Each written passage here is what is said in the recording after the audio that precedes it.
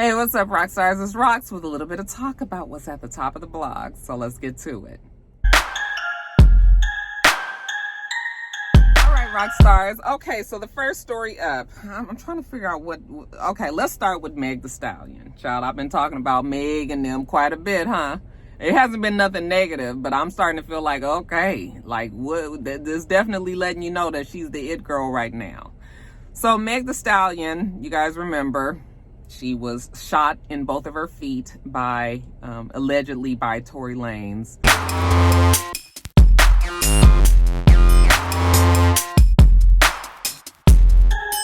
When they had a confrontation, she was trying to leave from his truck and supposedly he shot her. She didn't press charges and actually has not said who the shooter was. But we saw when they were detained by the police, I don't believe she was arrested, but when they were detained, we saw that she was limping, she was bleeding, and then they told us that she had been shot. She had to go to surgery, have the bullets removed, and definitely suffered some PTSD from that. Didn't like being the brunt of a joke. I mean, it's not a laughing matter when you get shot, no matter where it is. Nobody is trying to fucking get shot. So people were making jokes about it. She was upset about it, came out, spoke about it.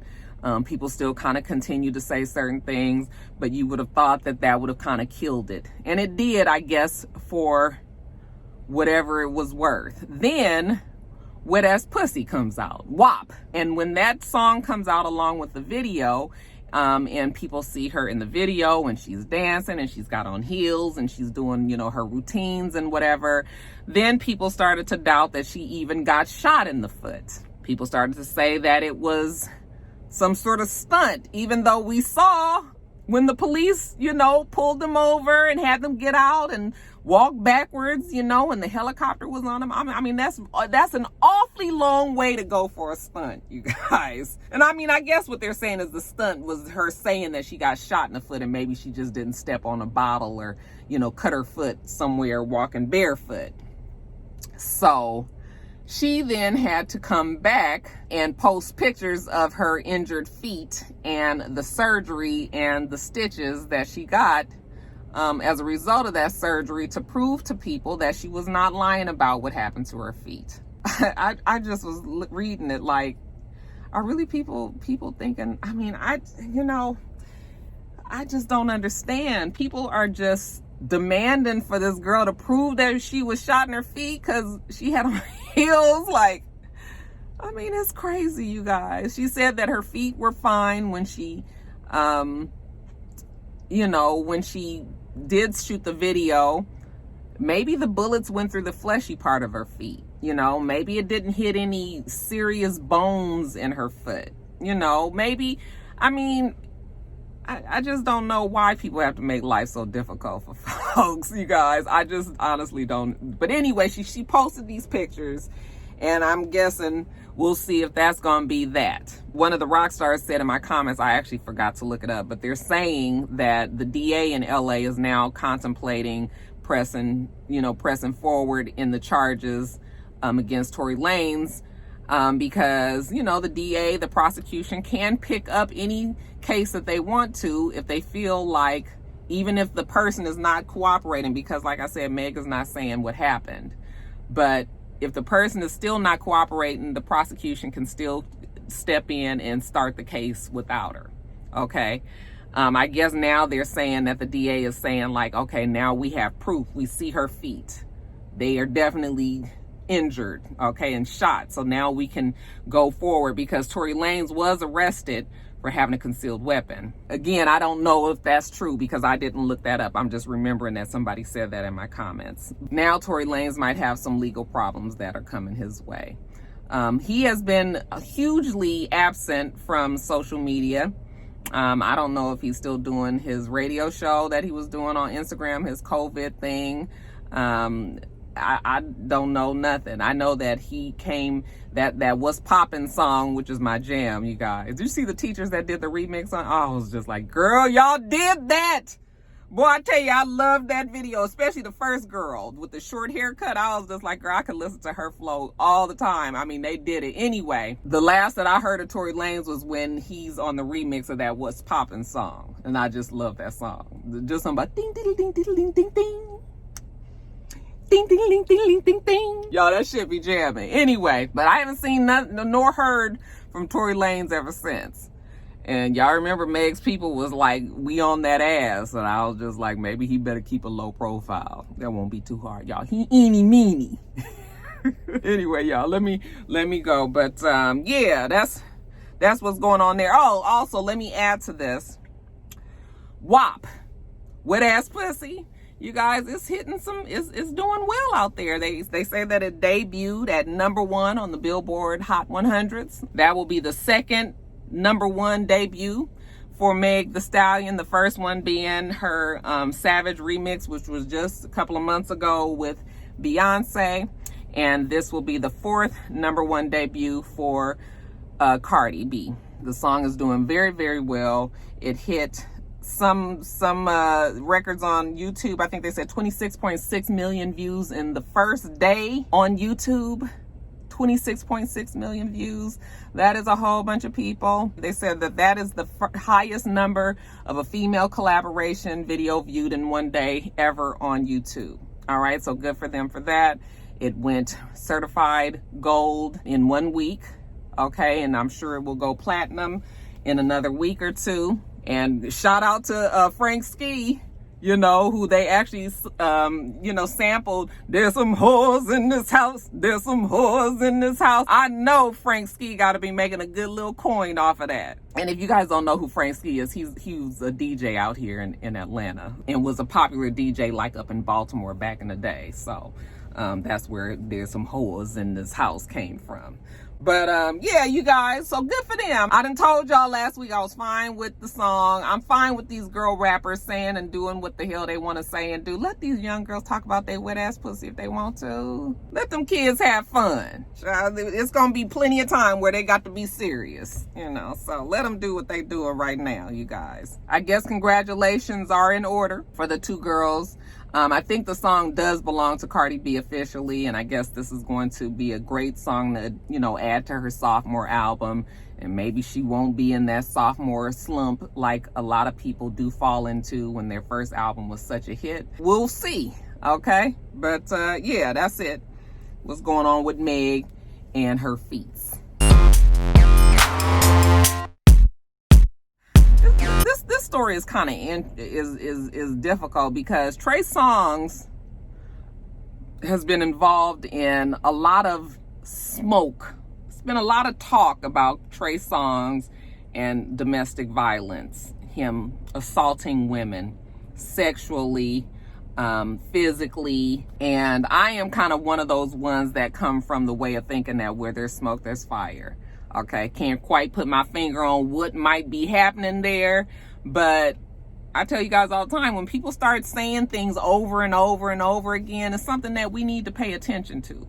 Everybody can't be lying. The problem is that when people come out, there are some folks that already have a reputation for lying, you know, who have lied about many things in the past that attach themselves to this Trey Songz story. So then it discredits the other people and their accounts of what might have happened. And I said the same thing about Nelly.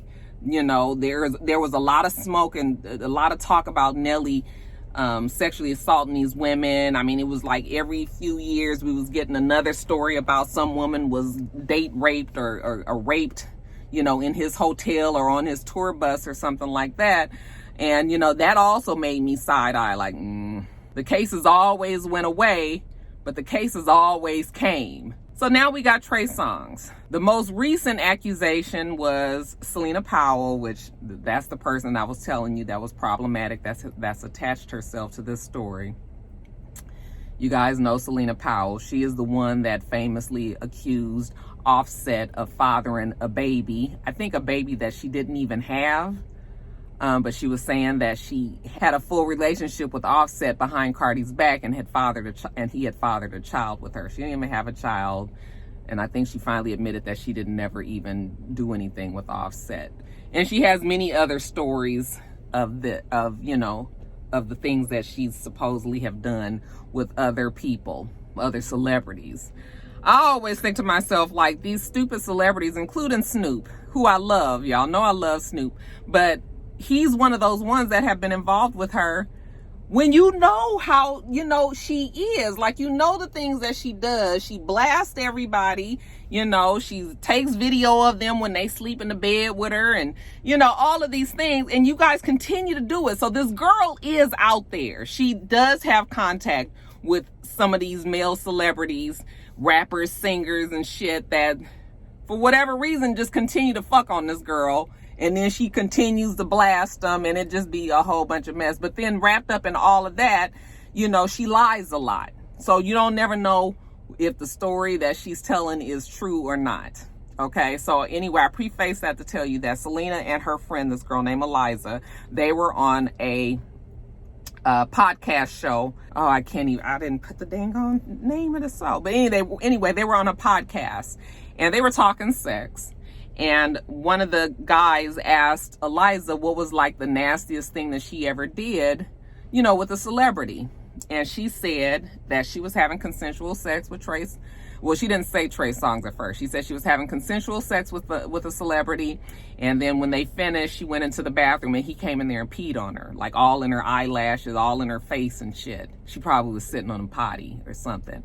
And she was disgusted about that. Okay. Also went on to say that the guy had taken her belongings, wouldn't let her leave, held it over the balcony of the hotel and said, if you leave, I'm going to drop all this shit down.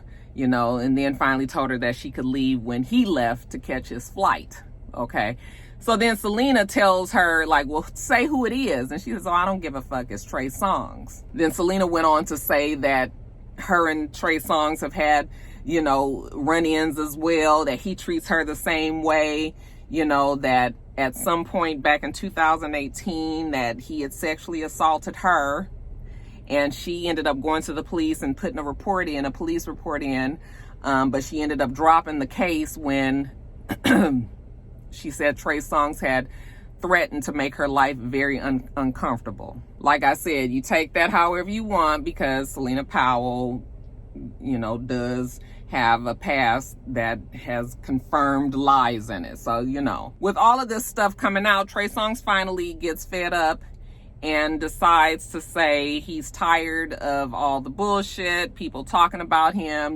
He says that you guys are quick to believe a bird. He then goes on to post text messages between him and a girl. Okay, so let me just get this correct. There is a Jane Doe that has a $10 million case against Trey Songz right now, who said that he tried to force her to have sex with him and I think give him a blowjob when they were at some NBA All-Star weekend party in Hollywood Hills. Okay, back in 2018, 2019, something like that.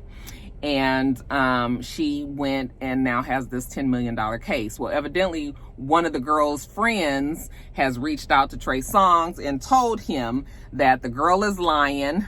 Okay, talking about the one with the case, that she's lying. And the friend has been subpoenaed in to go and testify in this case, that she would not lie for the friend if Trey Songz would pay for her tuition in school and all of this. All right. So he goes on and he posts the text messages between him and the girl. The girl saying she want to come over there and eat his ass. I mean, just a whole bunch of shit, you guys. So, scandalous, trifling, people doing what they doing, trying to come up on this. But his whole point was that the girl said that the other girl was lying. All right. And he got this $10 million case that he's dealing with, and he's trying to focus on the good. But, everybody coming out with all these bogus ass stories about him. He don't even want to have to deal with that. He wants to deal with women and support women who genuinely have stories of sexual or domestic violence. And he wants to be supportive of those women. These other women, he just they birds and he can't worry about it. What do you guys think about that? It's always hard to take somebody's credibility seriously when they have a history of lying. But when you also think about somebody having the same allegations over and over, if anything, they're putting themselves in an environment to even be around these type of women. You know, you've already immersed yourself in that community where it's all kind of women that, you know, may be looking for a way of coming up. So they want to, you know, go and have sex with you, and then your dumb ass go and have sex with them. Okay. And then now they got you. They got proof that you've been up in them. They've got your sperm. They do, you know, so it's just like some kind of way Trey Songz is putting themselves in the way of getting accused of these kind of things. You know, you tell me what you think about that. You know, it did come up, the Keke Wyatt story, not Keke Wyatt, Keke Palmer story. You guys remember when he was shooting the video for that song, Pick Up the Phone? She had complained back in the day that when they were shooting the video for that song, that she did not feel comfortable on the set, and that she did not want to do the song because Trey Songz and his team had sexually intimidated her, had harassed her to the point where she was uncomfortable with, you know, doing anything with them. She said that there was a lot of alcohol there, and it was almost like her saying that they was trying to get her drunk enough to kind of be down for whatever. Yeah, we're gonna shoot this video and then shit might go down afterwards. Okay. And that she got so afraid that she ended up hiding away in the closet. I remember talking about this on Top of the Blog some years ago, and I don't remember what I said about that story, but now today, I don't know how you could discredit or not believe the things that Keke Palmer said. Like somebody said on Twitter, what does Keke Palmer have to gain from saying that Trey Songz made her feel a certain way or did something to her? Okay, she's a celebrity in her own right. Whereas these other women who are making some accusations, yeah, they do have something to gain. All right, he has way more to lose than that. But when it's another celebrity, somebody was like, why would she even lie on him? You know, supposedly her and Trey Songz were friends for a long time prior to that. And I guess she trusted enough that something like this wouldn't happen. So now I'm just like, yeah, well, I mean, I believe, you know, I think maybe they thought that Keke was gonna be there for a good ass time, you know, and a happy ending, and you know, she wasn't there for that. And when she tried to come out and speak about it, I know a lot of people didn't believe her. But now, as you hear more and more stories about Trey Songz, it's just sort of like, you know, could be, possibly. Okay, I will never forget about his whole big, remember he went crazy when he was on stage.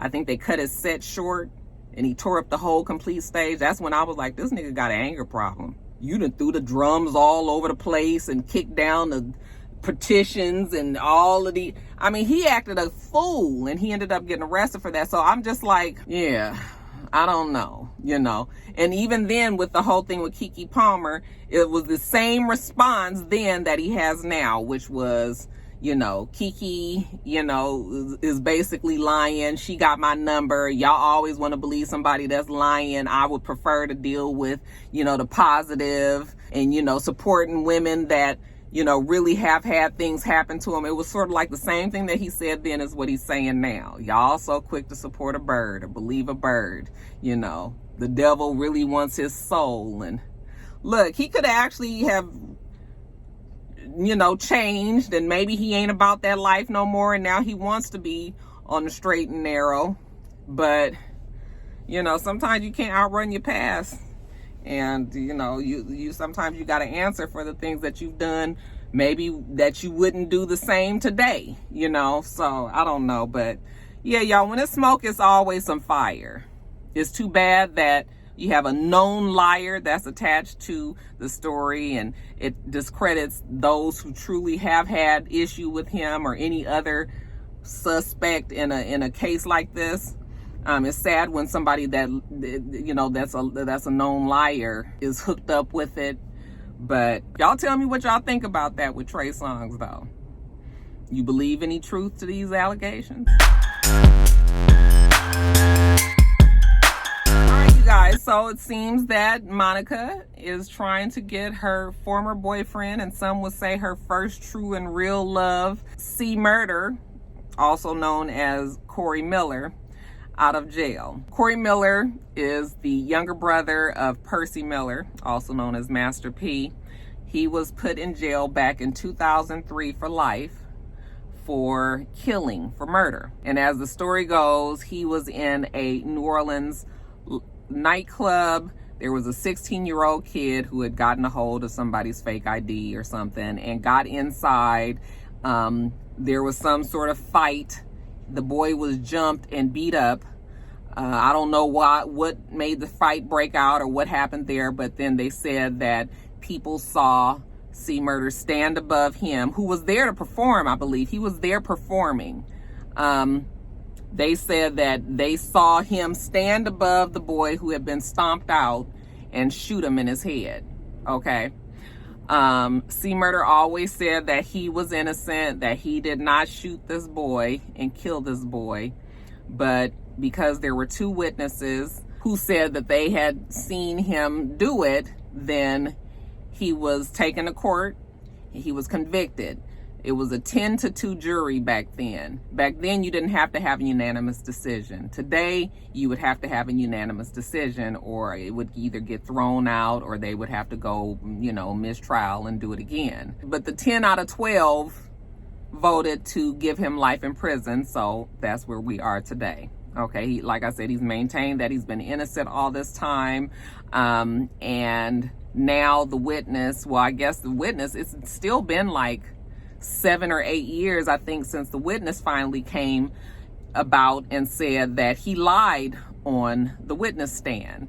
Okay, now evidently the witness, I'm sorry, I didn't write down this. Oh, yes, I did. Kenneth Jordan. Kenneth Jordan said that back when he testified originally, he was forced to do so, intimidated to do so, and threatened by the Louisiana prosecution that if he didn't say that he saw Corey Miller do it, that they were going to charge him in a felony carnal knowledge charge, because he had a baby mama at the time who was 16 years old, and of course he was an adult. And the age for consent in Louisiana is 17. So they had threatened that they were going to charge him with that if he did not say that he saw Corey Miller do that, and so that's what he testified to. Also, there was a bouncer in the club who said that even though he didn't see the gun in Corey Miller's hand, he saw a flash of light come from Corey Miller's sleeve, and that it was pointed down at the kid who ended up getting shot and killed. So on those two testimonies, that is what put him in jail. And really, they're saying that the Kenneth Jordan testimony was the only one that really was the testimony that they needed, because he actually put the gun in his hand. But then in 2013, when they were doing, I think, research for some show, they found this Kenneth Jordan guy who was now living in Atlanta, and he said, yeah, he did lie, that he had lived with the guilt all that time, that he knew that Corey Miller didn't do it. The person that he actually saw shoot the person was not Corey Miller. Okay, but the damage was done. The case was already done. Corey Miller being in jail for, at that time, 11 years or so, still nothing's happened. Corey Miller is still in jail. Here we are now in 2020. He's been sitting there with this new testimony. You would at least think that they would either relook at the evidence, throw out, the case altogether. I mean, he's already lived half of his life in fucking jail, or do another trial. But nothing has happened. So he's been sitting there. Monica, now I guess she's got some free time since she's not with Shannon anymore. Now she has taken it among herself to get in touch with Kim Kardashian, who also is doing criminal reform. She's gotten in contact with Meek Mill and Jay-Z and Van Jones's Reform Alliance, okay, where they go and look at cases specifically like this and try to see if they can get a fair shot for these people who have been wrongfully accused, and, get them out of jail, basically. So now they're all looking at C. Murder's case, and hopefully they can get him out. Master P said that he's grateful for anybody with the plug to get his brother out, because he's known and everybody has known that C. Murder did not do this. And there was a lot of corruption, and I guess still a lot of corruption in Louisiana in the judicial system. So it's been hard to get anybody to even give his brother a fair look. We'll see what happens with this, now that Kim Kardashian is involved and there's a bigger spotlight on it. We'll see if he is let out. But that seems to be Monica's mission now, is to get her first real and true love out of jail. And I'm not mad at it. I'm not mad at Kim Kardashian if she can do this for this boy that's been, this man, I should say, that's been in jail all this. I mean, he done spent his 20s and 30s in jail. Let him live the second half of his life, free. If you know that he did not do it, let him out. But we've seen enough movies to know that prosecution, once they have convicted somebody, they don't want to let that conviction go. I still think it's going to be an uphill climb, but maybe if Kim is, if Kim Kardashian, Jay-Z, Meek Mill, and Van Jones are involved, maybe they can get the man the justice that he deserves.